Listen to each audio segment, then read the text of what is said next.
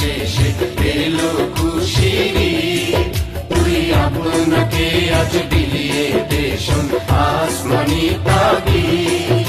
ওমন রমজানের ওই রোজার শেষে এলো খুশির ঈদ।